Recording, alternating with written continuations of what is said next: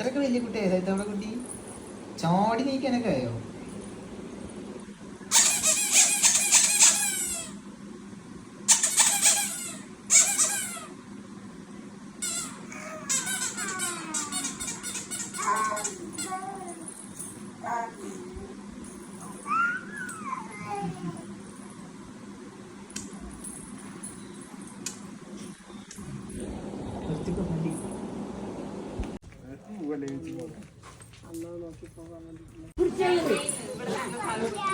അങ്ങനെ നമ്മൾ തിരിച്ച് വീട്ടിലെത്തിയിട്ടുണ്ട്. ആ കാറെടുക്കാം.